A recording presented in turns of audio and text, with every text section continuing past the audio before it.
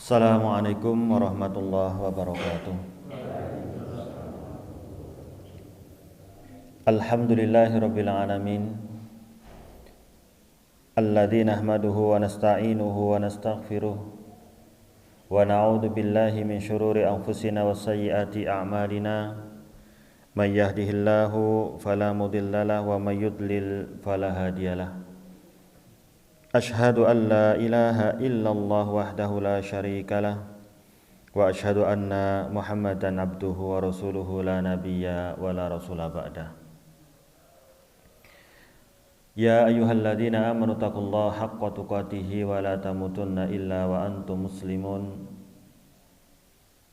Ya ayyuhalladzina amanu taqullaha wa qulu qawlan sadida yuslih lakum a'malakum wa yaghfir lakum dhunubakum wa may yuti'illaha wa rasulahu faqad faza fawzan 'azima. Allahumma inna nas'aluka ilman nafi'a wa rizqan thayyiba wa amalan mutaqabbala. Rabbi zidni ilma warzuqni fahma. Rabbi shrah li sadri wa yassir li amri wahlul 'uqdatan min lisani yafqahu qawli. Amma ba'du, alhamdulillah, senantiasa kita memuji Allah Subhanahu wa taala fi ma huwa ahlu. Di antara sekian banyak cara untuk kita mensyukuri nikmat-nikmat Allah, mari kita lahirkan dengan kalimat hamdalah alhamdulillahirabbil alamin. Dengan segala bentuk nikmat lahir batin yang kita minta dan yang tidak kita minta. Ternyata kadang-kadang lebih banyak yang tidak kita minta Allah berikan kepada kita semua. Hanya kita berkewajiban untuk bersyukur dengan kalimat hamdalah tadi fi ma huwa ahluh, karena memang Allah Subhanahu wa taala yang berhak. Shalawat salam semoga tetap terlimpah curahkan kepada uswah kita, suri tauladan kita, Nabiullah Muhammad sallallahu alaihi wasallam wa ala alihi washabihi ajmain. Hadirin jamaah Bapak Ibu sekalian rahimakumullah. Fotone kurang pinten dinten. Niki pun pertengahan meh nggih. Ini semakin ringan atau semakin berat, Pak, kira-kira? Dan ini puasa mendekati Idul Fitri, semakin berat napa semakin ringan? Aja ngapusi nggih.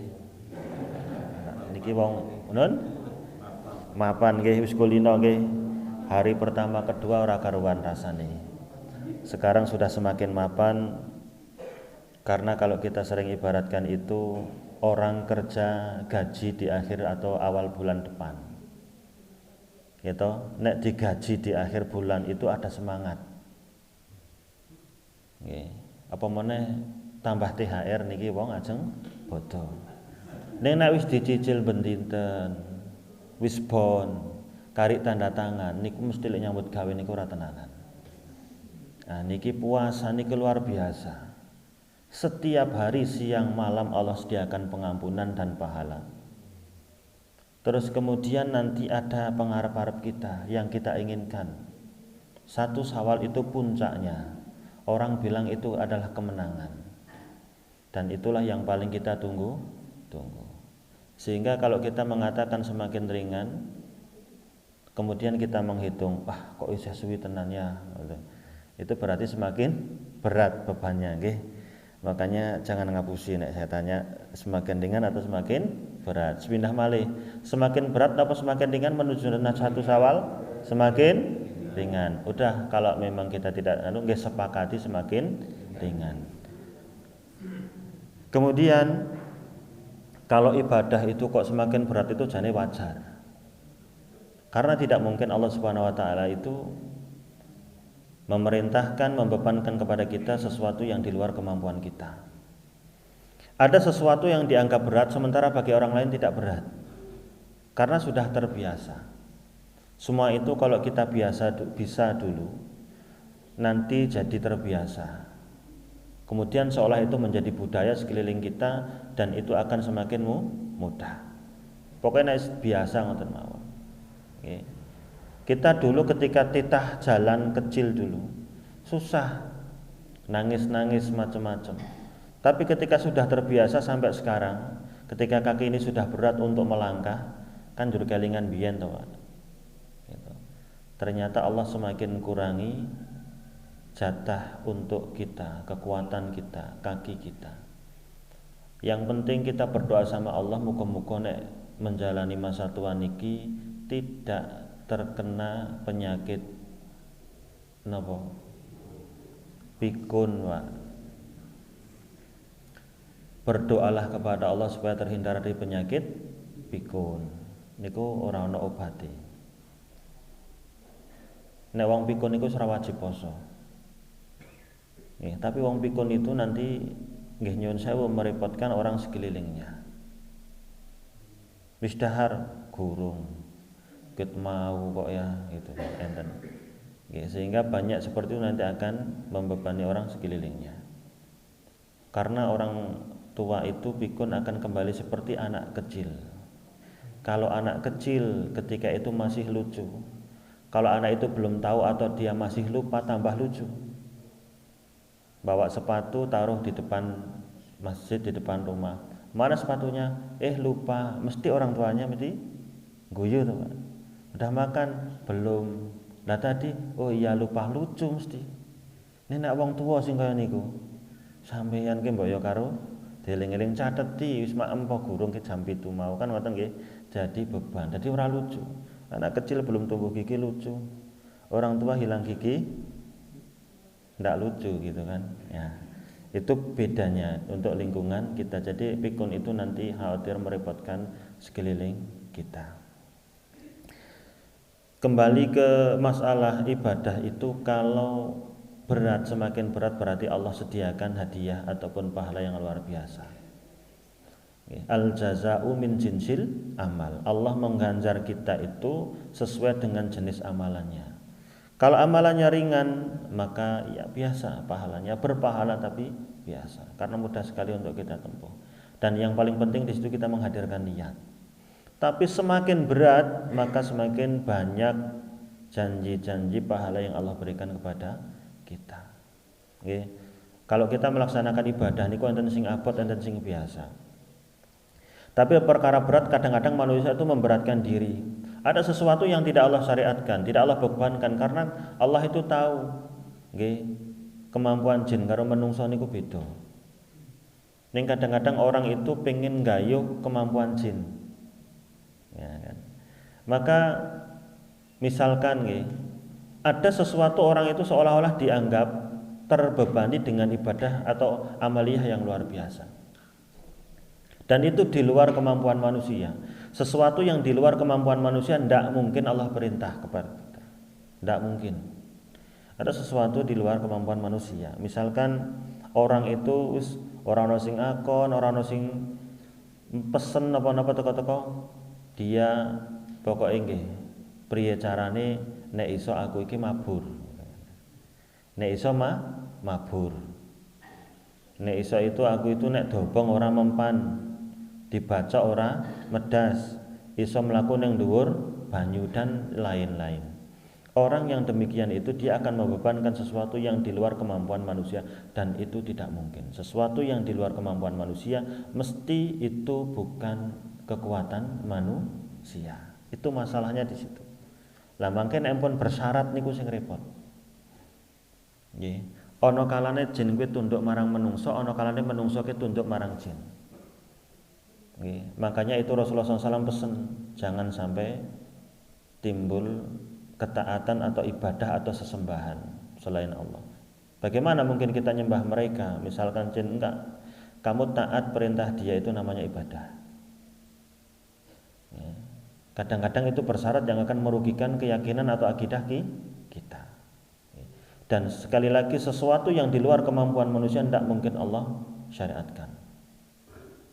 Ada yang nomor 2, sesuatu yang itu sebagian orang itu mampu, Pak, Bu, mampu untuk menjalankan, tapi tidak semua umum orang itu mampu. Maka itu juga Allah akan Allah perintahkan. Kalau dulu sejarahnya kita mikir, nek kisah Isra Mi'raj sejarah Nabi itu pertama kali mendapatkan wahyu, salat berapa, Pak? 50 kali salat. Berarti per setengah jam salat nggih. Kapan lek arep nyambut gawe. Gitu kan nggih. Itu tidak akan mampu karena hari sekarang semakin pendek daripada dulu. Dan kita ngerasake biyen ki nek poso kelas SMP men ra kuat dawane ra member dinane, nek saiki kelas TK iki lho kelas 5 wis mampu poso. Karena memang hari itu semakin pendek. Umur manusia semakin pendek. Nek dulu orang-orang nabi-nabi umurnya ribuan tahun. Dan umat Muhammad ini umurnya sangat pendek sekali. Cek dipikirkan apa Bu? Kula niku nek ngaji bapak-bapak ibu sing sepuh-sepuh sakniki mripin mikir kondisi sakniki kados napa lingkungan kita, wilayah kita, negara kita seperti apa. Negara-negara yang di luar. Men dipikir wong sing generasi-generasi niku jenengan usah mikir. Pikir ibadah maksimal kepada Allah Subhanahu wa taala. Dan umur itu ya Allah nggih pendek sekali. Nabi aja sudah bilang, kira-kira percaya mboten Nabi sing matur? Percaya nggih. Nabi niku matur umur-umur paling-paling 70 paling-paling. Wa aqallu ma yujawizu dzalik, sedikit sekali yang melampaui itu. Tinggulan sakniki enten orang sing umur paling tua 90 lebih. Orangnya tasih sehat. Nggih. Dan dia tidak membuat syarat, hanya membiasakan nek mandi langsung ke sumber mata air dan harus keramas. Niku nek keramas boto awu campur remukan boto sampai umur segitu belum ada uane uban. Enten. Ini nek teng kula ndita wonge mangke tak udohke, tasih sehat. Iki sesuk ngarit, sesuk nyunggi kayu ngoten niku. Lah terus kalau kita ikut resep itu apa kemudian umurnya panjang? Kalau resep umurnya panjang niku kan donga. Mintalah umurnya dipanjangkan sepanjang-panjangnya. Ya Allah panjangkan umur saya nggih ora ketung 71 punjul ngoten niku lah. Ndak usah dikte. Minta umur sepanjang-panjangnya, sehat sesehat-sehatnya dan rizki sebanyak-banyaknya. Minta surga pun suruh minta surga Firdaus. Artinya nak minta sama Allah karena Allah Maha punya, Allah Maha mampu memberikan. Jangan minta terus kira-kira niku kita kadang-kadang kapasitas kita ndak layak atau kita ndak enak sama Allah. Makanya sesuaikan dengan ibadah kita, kemudian kita minta dengan sebaik-baiknya. Anak itu kalau disuruh orang tua, dia taat. Orang tua itu mboten awal ajeng maringke sesuatu kepada anak ataupun ada hadiah. Ada hadiah di situ. Demikian juga Allah Subhanahu wa taala sebenarnya sudah sering sekali memberikan bonus kepada kita, cuman kita karena ndak ingat saja. Ingati bersyukur nek ajeng ngaji. Gandeng khotib kalau mubalike matur, monggo kita tansah ngunjakaken rasa syukur dumateng Allah. Dan jenengan belum pasang telinga niku. Sudah terbiasa itu muqaddimah seperti itu. Ingat kata para ulama, khatib mubalik membaca muqaddimah itu sudah inti isi acara. Materi yang mau diberikan. Bayangkan kalau kita baca ayat 1 mawon, ya ayyuhalladzina amanu taqullaha haqqa tuqatih wa la tamutunna illa wa antum muslimun. Itu dibaca. Kalau karo golek terjemahane napa? Karena kadang-kadang mubalik tidak sempat untuk menerjemahkan wong mek muqaddimah tok. Tapi nek itu sudah dipahami tek mengaji ngaten iki. Bu, selamat pagi Bapak Ibu sekalian, jenengan tasih paringi sehat. Maka ten ingkang saged kula aturaken terus salam. Tidak apa-apa toh kira-kira. Nabi itu kalau memberikan sesuatu masalah itu sampaikan satu ayat, sahabat iso nafsirke. Dikasihkan satu tablik hadis, sahabat memudeng. Lah kita ini butuh syarah. Butuh penjelasan. Sahabat, ulama tabi'in, ulama sekarang butuh mubalik yang harus pakai bahasa Indonesia. Nak khusus wong Jawa ngerti bahasa Indonesia ya diterangke nggo basa Jawa. Kok ngono ya mudeng para jane mudeng ning lali. Itu masalahnya. Nggih. Itu ada ibadah yang sebagian besar orang tidak mampu, tapi ada yang mampu. Tidak mungkin Allah syariatkan. Kayak sholat satu hari 50 kali tadi, Pak Bu. Kalau misalkan disyariatkan, kira-kira mampu mboten? Enten sing mampu nggih? Enten sing mampu. 1001 ngibadah terus. Poso Ramadan 2 sasi berturut-turut. Enten sing mampu? Banyak.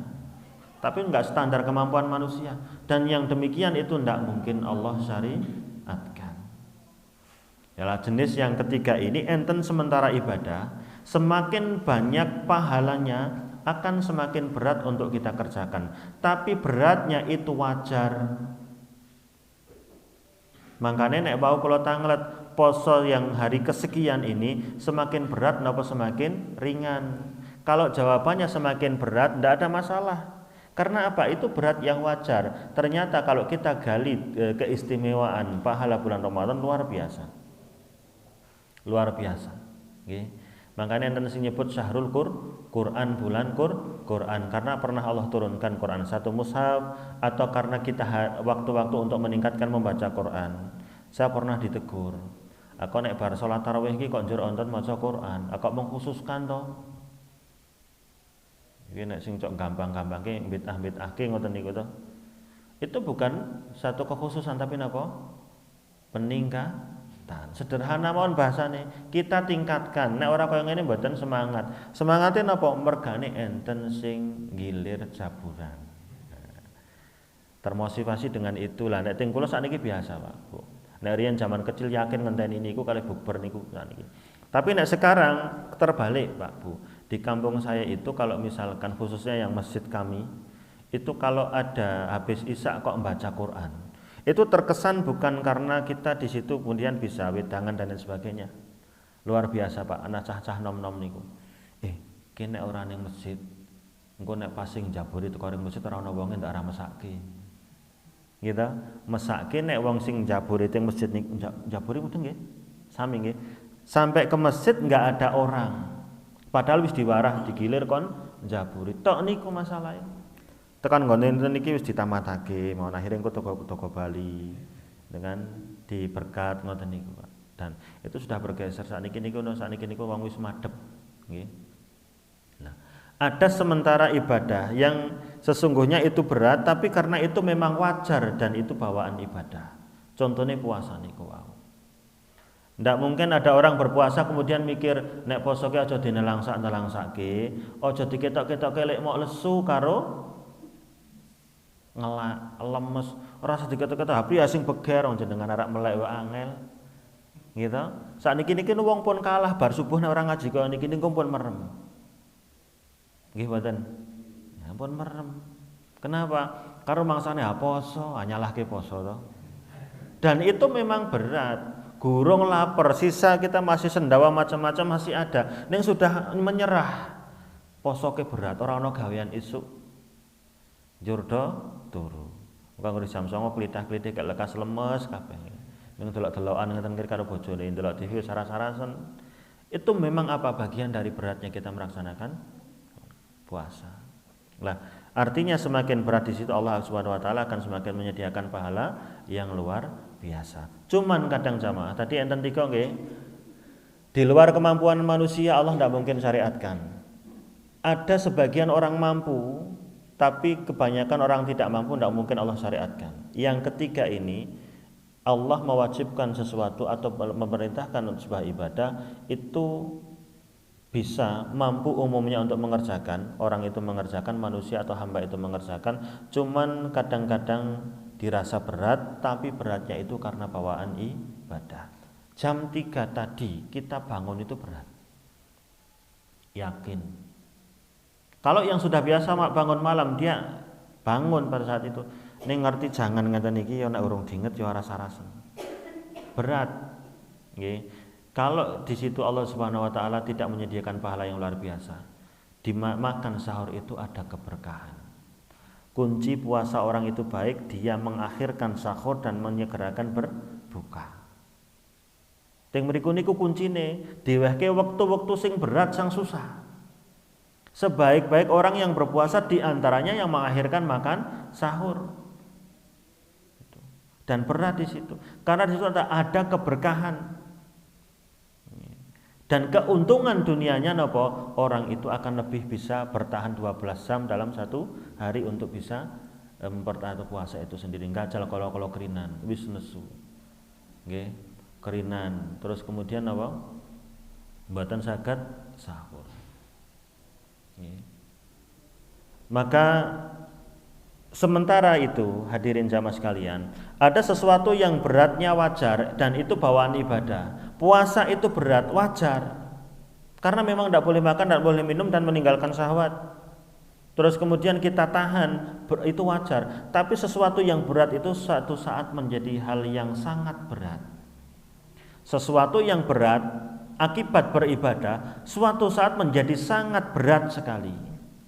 Dan di situ muncul Allah tidak akan memberatkan kita dalam segala bentuk ketaatan. Contohnya apa, Bu? Enten tiyang niku ketika bulan Ramadan sudah tidak berkewajiban berpuasa. Makanya wonten syarat wajib puasa. Syarat wajib puasa niku enten pinten? 3. 1 suci, 2 mukim tidak safar, 3 sehat atau tidak sakit. Niku syarat wajib. Syarat wajib mek 3 niku suci, tidak safar, tidak sakit. Nek 3-3-nya ini tidak ada dalam diri kita maka wajib. Tapi nek ada salah satu dari 3 itu maka sudah tidak wajib. Makanya kalau kita sebelum Ramadan kemarin enten bekal Ramadan itu napa? 1 berilmu, 2 tobat, 3 minta kemudahan sama Allah. Kenapa ada kesan minta kemudahan sama Allah? Karena ternyata puasa itu berat dan susah, repot. Maka mintalah kemudahan sama Allah Subhanahu wa taala. Nah, dari 3 itu tadi ketika ada pada diri kita sudah tidak berkewajiban berpuasa. Contoh sakit. Syarat wajib puasa dia sehat atau tidak sakit. Pas dia sakit sudah tidak wajib lagi berpuasa, tapi diganti di hari yang lain. Tapi kategori sakitnya itu sakit apa? Tidak sembarangan asal sakit. Loro untune aku loro ta wong jenengane sakit, tapi tidak akan memberatkan. Gitu gatel mawon gundule. Awake gatel, enggak ada hubungannya. Makanya dokter niku saat niki nggih menyesuaikan lek paring resep obat niku 2 kali 1 hari, pas sahur kali pas buka. Kan ngoten niku ya bisa itu diatur. Nggih. Sakit. Yang kedua napa? Safar. Safar itu sudah tidak wajib berpuasa. Safar itu pun mboten wajib berpuasa. Lah nanti ada kategori dia wajib berbuka, tidak boleh dianjurkan untuk tidak berbuka. Kemudian yang ketiga wajib berbuka niku ketika safar. Safar niku menempuh perjalanan yang cukup jauh. Kalau kemudian diukur masafahnya sering saya aturakan enten masafah safar ketika orang itu mengqosor salat atau bahkan dia itu nanti tidak berpuasa. Nggih. Salat awalnya niku berapa, Pak? Pernah tak aturake nggih? Dulu salat sebelum Nabi hijrah niku pinten, Pak? Kewajiban salat 5 waktu kan setelah Nabi Isra Mi'raj nggih? Nggih mboten? Nggih. Tadinya 50 ditawar 10 kemudian 5. Kemudian 5. Itu aja dibantu atas protesnya siapa? Nabi Musa. Untuk kembali ke atas minta untuk lebih diringankan lagi. Sampai kemudian ketika itu kemudian diwajibkan sholat 5 waktu. Sebelumnya Nabi dan para sahabat pas lagi di kota Mekah sebelum hijrah niku sholat mboten? Sholat. Di antara syariat Islam niku sholat semenjak Nabi pertama. Pripun cara mereka sholatnya? Masa Nabi Sulaiman dan lain sebagainya. Bagaimana mereka sholatnya? Kunna tara'iqa qidada, dan mereka itu punya cara-cara yang berbeda. Dan kadang-kadang kita mikir kita nggak berkepentingan untuk meneliti sholat mereka seperti apa. Terlalu panjang berdirinya. Dan kalau diukur sekarang tidak mungkin itu mampu di luar kemampuan orang-orang zaman sekarang atau umat Muhammad Sallallahu Alaihi Wasallam. Atau kata Imam Ibnu Hajar dulu sholatnya itu 2 kali. Pagi 2 rakaat, sore 2 rakaat, atau siang 2 rakaat, malam 2 rakaat dulu. Oke. 1 tahun setelah hijrah yang 2 rakaat ditambah untuk sholat isya, untuk sholat asar dan untuk sholat zuhur atau maghrib ditambah. Maka yang 2 itu ditetapkan untuk orang yang safar dan yang tambah tadi adalah untuk orang yang di rumah sholatnya ataupun di kampung. Makanya mboten usah banget, mboten usah bingung nek enten ulama sing matur salat nek pas safar kudu ping 2 rong rakaat untuk zuhur, asar dan isya, itu ndak usah kaget. Ada yang mengatakan wajib loro niku. Awwalu ma furidati shalah. Pertama kali Allah mewajibkan salat itu masna dua-dua. Fa ukirat fis safar, yang dua-dua tadi ditetapkan untuk orang yang safar, wazidat fil hadar, dan ditambah untuk orang yang sholatnya di kampungnya alias tidak safar. Pertama kali diwajibkan sholat, berarti wajib nek pas safar niku sholatipun dikosor. Itu rukhsah. Kalau jamaknya itu sunnah. Orang yang kosor nggak harus jamak toh. Orang yang kosor nggak harus jamak. Nah, misalkan mau jamak zuhur kali asar, berarti zuhur ping kalih, asar ping kalih. Nek mau zuhur tok, jor salat ping loro tok, mangke mboten dijamak, mboten apa-apa karena jamaknya itu sunnah. Tapi nek mau dijamak zuhur kalih, asar kalih. Dan di situ tidak ada qobliyah ba'diyah. Kenapa tidak ada qobliyah ba'diyah? Nek safar itu tidak perlu qobliyah ba'diyah kecuali qobliyah subuh. Itu yang tidak pernah Rasulullah tinggalkan. Logikane ngeten iki, Pak. Sing wajib wae diringkes kok dadak golek-golek sing sunnah. Atau lebih tepatnya para ulama menyebut itu sunnah tarkiyah. Sunnah yang ditinggalkan, cara Nabi meninggalkan ibadah yang sunnah tadi yaitu qobliyah dan ba'diyah, maka tidak perlu dilaksanakan. Kenapa? Karena ada keringanan, sing maune papat mau diringkes tadi loro. Jur malah nambah qobliyah ba'diyah malah dadi ping 6 to. Ah niku seperti itu. Lah itu kemudahan.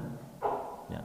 Artinya semakin rasa salat itu berat, tapi suatu saat akan terasa berat ketika safar, ketika sakit. Maka di situ muncul kemudahan, sing sakit tidak bisa berdiri dia duduk, tidak bisa duduk dia berbaring. Ketika safar dia diringkes jadi 2 yang 4-4. Kemudian ketika puasa pun dia akan tidak wajib lagi berpuasa.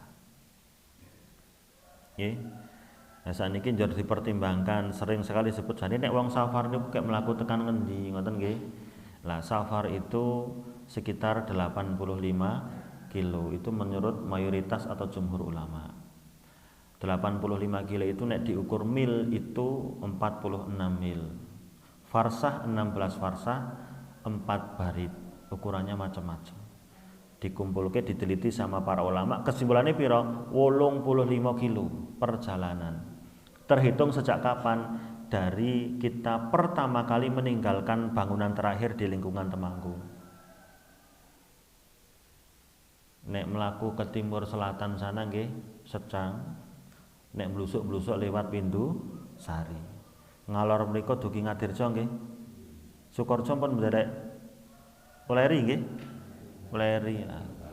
Lah mulai dari situ baru dihitung 85 kilo ke sana. Nek ke barat sana batasnya adalah Wonosobo. Enten negara enten tulisan selamat jalan itu kan. Itu enten Gapura niku, itu berarti napa?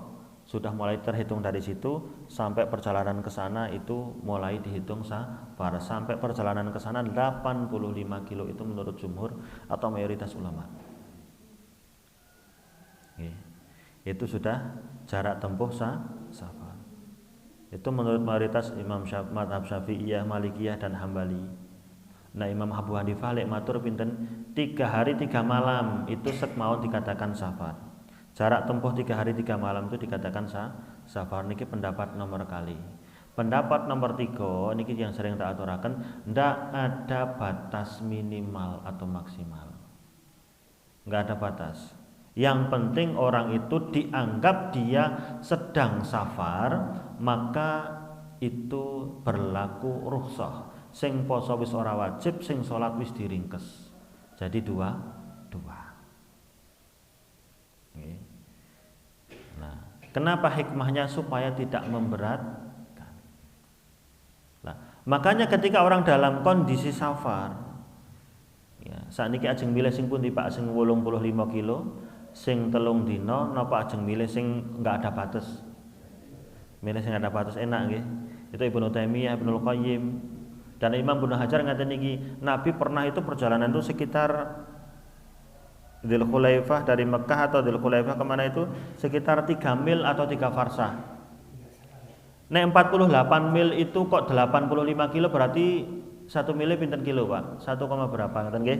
1,5 kilo ngoten. Berarti kalau 3 mil berarti sekitar 5 kilo. Jadi anggen pun metu Temanggung bangunan terakhir sampai perjalanan 5 kilo itu sudah hukum safar. Tapi misalkan saya sampai Kledong kemudian sampai Kota Wonosobo, dari Kledong sampai ke Kota Wonosobo, tak mikir rasa-rasanya kok koyo urung mantep, koyo urung safar agak. Kalau memang perasaannya seperti itu, maka itu bukan safar berarti. Gitu? Kalau saya misalkan dari Secang kemudian ke sana sampai Semarang, rasanya kok koyo rotok koyo adoh ya. Mungkin arah nggo duit kok ngene iki njur priye bensine entek pite bodol kan. Itu berarti angan-angan safar. Nggih, dan itu berlaku bagi dia hukum safar. Sampai disimpulkan para ulama fikih, kalau memang susah memperkirakan aku ki safar apa enggak sih? Saya bilang aku safar, tapi orang sekeliling kampung, mungkin aku kok safar. Gitu. Nek dari Magelang sampai Boyolali safar mungkin. Nek baru tekan Sekar Langit. Itu kan kalau lewat Sekar Langit. Nah, maka di situ kemudian paling gampang niku sing sudah diukur sama ulama tadi. Berapa? 85 kilo tadi. Nek mboten mantep dan itu kembali ke kita. Karena khilaf para ulama dan mereka bijak, nggak ada masalah. Maka kalau saya pribadi lebih kepada tengangen-angen.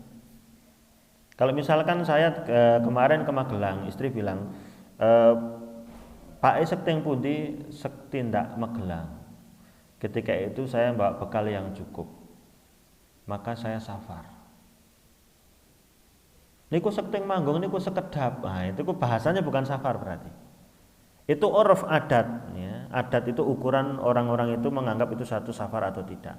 Okay. Ajeng monggo ajeng milih yang 85 kilo atau memilih yang 3 hari perjalanan 3 malam ataupun apa tadi tidak ada batasan tertentu, tapi di angen-angen kita niku anggapannya itu adalah bepergian. Itu paling penting seperti itu. Okay. Perjalanan sekitar 3 farsah atau 3 mil aja itu sudah ada ketentuan itu safar, dan kata Imam Ibnu Hajar dalam Fathul Bari ini pendapat yang paling kuat dan paling benar. Oke, jadi itu. Nah, maka kondisi orang safar kapan dia sudah tidak wajib berpuasa secara umum? Kalau dia sudah musafir tidak wajib berpuasa. Cuman orang ketika safar itu satu, ada kalanya dia tetap mampu untuk melanjutkan puasa. Pas safar niku sudah tidak wajib berpuasa, tapi ketika dia berpuasa ini masih mampu untuk melanjutkan puasa, maka yang demikian kondisinya dia afdol untuk melanjutkan puasa. Saya safar, nggak lapar, nggak dahaga, nggak capek, tapi nanti tiba-tiba saya makan karena saya kepengen soto dan lain sebagainya, itu sudah nggak apa-apa Pak, boleh.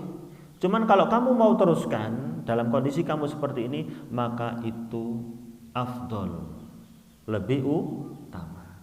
Ada yang kedua, gimana kok berat sekali wis, rasane ngelak, gitu. Pokoknya ora karuan.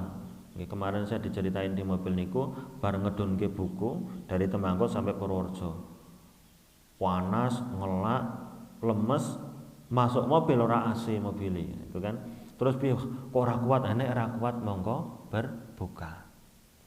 Kalau sudah tidak kuat, maka dia afdolnya berbuka. Kondisi yang ketiga, kalau dia mempertahankan puasa ketika safar dan akan membahayakan dia, maka dia wajib berbuka. Haram untuk melanjutkan puasa.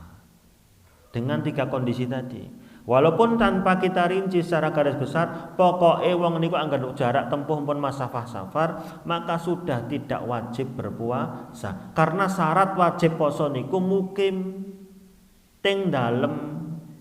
Kalau kita beraktivitas ya lingkup-lingkup Kabupaten Temanggung.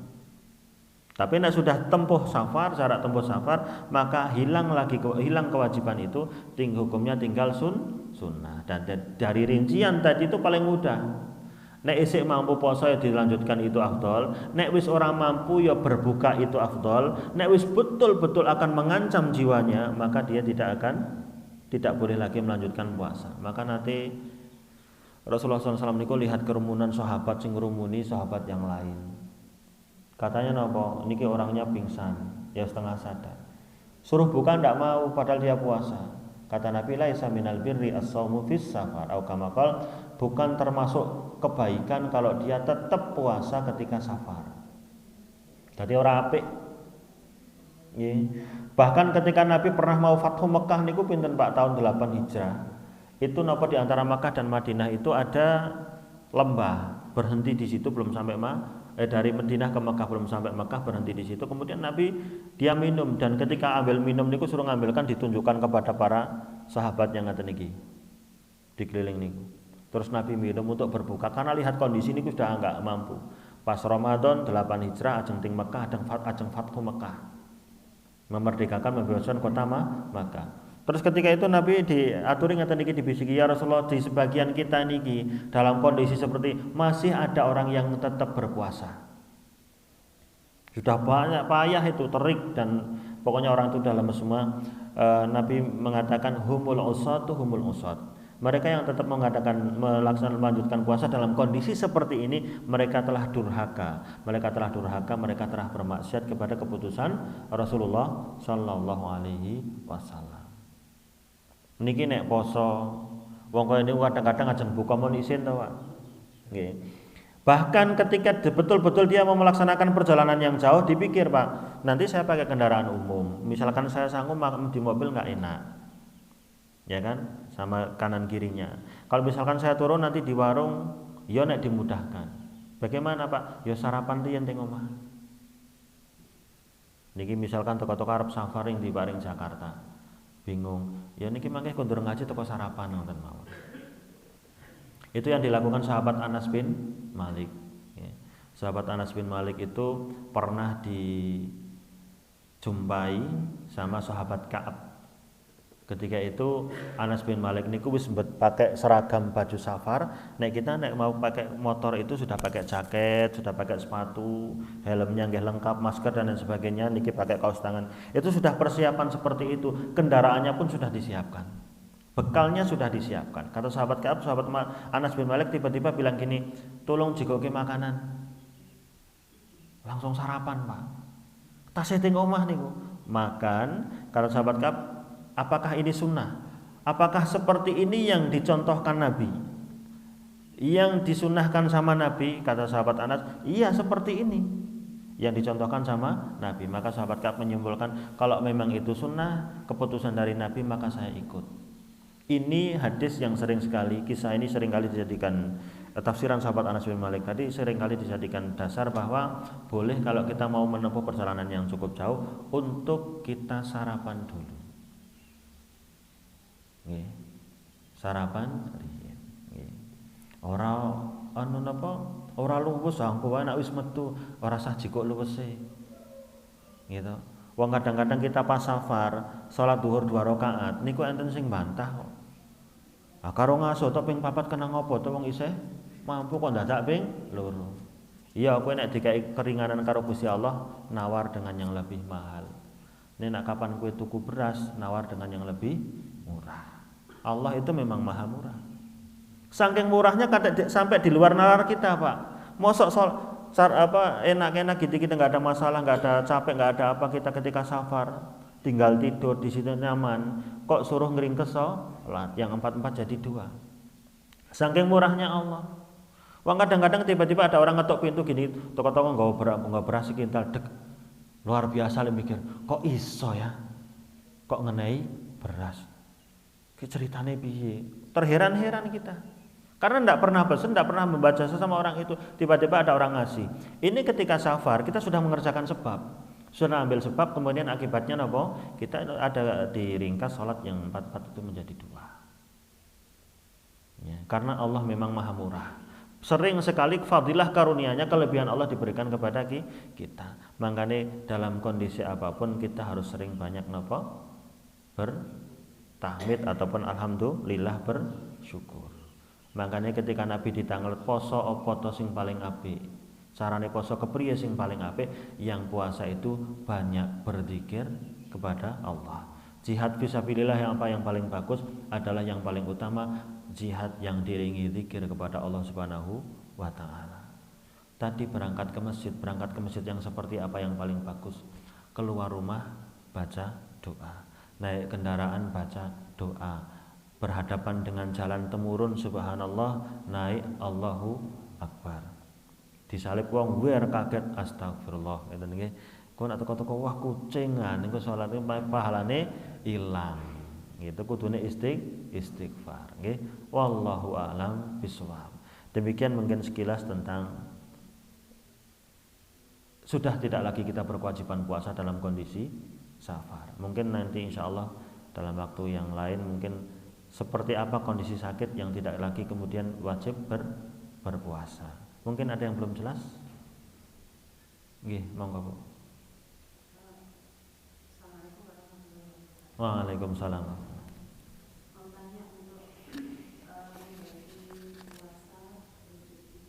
Nggih.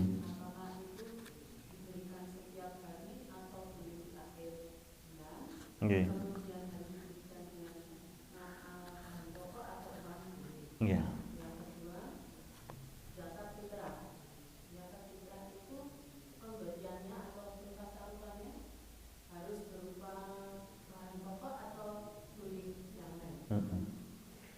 Pertama, wallahu alam sebelumnya, Ibu, bahwa fidyah itu tebusan. Berarti nek pun bayar fidyah mboten mengqadha puasa. Fidyah kapan dan apa yang diberikan? Pertama solusinya adalah 1 porsi makanan sing wis diracik dengan lauk sekalian. 1 hari 1 kali 1 porsi makanan diberikan kepada 1 orang. 1 bulan mau ngasih orang 1 itu ngasih makan wis sampean sesasi rasa tuku bukoan. Tak setiap sore tak antar 1 kotak makanan. Itu boleh. Diiras setiap hari boleh. Seminggu sekali boleh, 10 hari sekali boleh. Bahkan nek Anas bin Malik niku ketika beliau sudah tidak mampu berpuasa, ditaruh di akhir bulan Ramadan, dikumpulkan fakir miskin, diundang suruh makan di rumahnya. Kalau lebih sering kita konsumsinya adalah daging dalam 1 minggu mungkin 3-4 kali, maka layaknya untuk kita kasih daging karena diukur sesuai dengan kebiasaan kita makan. Itu kalau mau bentuk makanan 1 porsi makanan. Oke. Siapa yang diberi bisa orang tua, bisa orang yang berpuasa, bahkan bisa orang yang tidak berpuasa. Yang penting dikasihkan. Kemudian yang kedua, kalau mau bahan mentah di kita itu adalah beras. Berapa? 1,5 kilo per hari. Kata Syekh Sulaiman Muhammad bin Shalih Al-Utsaimin bahwasanya lebih layak, lebih afdal nek ditambah lauk mentah juga. Kalau mau kasih beras, katakanlah misalkan berarti 45 kilo nggih. Atau kok mangke kalih telure sak kotak ngoten. 10 kilo nggih. Nah niku. Nek mboten nggih tahu 2 blabak. Kacang abang napa putih terserah. Misalkan enggak sama lauknya itu enggak apa-apa. Nggih. Tapi kalau mau beras berapa? 1,5 kilo per harinya. Nggih. Tapi cara ngasihnya bukan di awal Ramadan. Wah, mau timbang ribut-ribut iki 45 kilonya. Tanggal 1 Ramadan lho wis ngekeki. Anak pertengahan Ramadan sing David ya ini ku sedo. Tiwas wingi ta kayak ning awal. Maka lebih baiknya niku misalkan 10 hari sudah lewat 10 hari baru dikasih yang 10 itu. Lewat 20 hari baru dikasih yang 20, lewat 30 hari baru. Aja ngiras di awal kemudian dikasih untuk fidyah. Ibu saya, mbak saya itu ndak, caranya salah nek seperti itu. Jelas nggih? Itu fidyah. Kemudian yang nomor 2 zakat fitrah bentuknya apa? Makanan pokok. Selain makanan pokok, apa? Di kita ya beras. Gitu. Nggih. Apakah kalau dengan uang boleh? Boleh. Syaratnya apa? Di masjid itu kan ada panitia zakat fitrah. Niki kalau ora iso nukokke. Nek di Kretek niku luar biasa enten masjid sing panitiane niku menyediakan beras teng mriku. Enggak apa-apa ke masjid itu kan wong sugih-sugih niku nggih, teng masjid yang gawane nggih balik duit, ora mungkin ngotong-ngotong beras. Wong duit niku ya jane kabotan biasanya teng ATM. Ngeten ta? Akhirnya napa? Dikasih beras dengan akad beras ini diberikan seharga berapa? 2,5 atau kena dulu 2,8 kilo nggih. Sebenarnya kalau diukur betul itu tidak sampai 2,5. hanya 2,3, 3 dan selanjutnya tidak sampai 2. Nah kemudian dilengkapi jadi 2,5 kilo maka itu baik, sampai 2,8 baik, mau 3 kilo juga baik.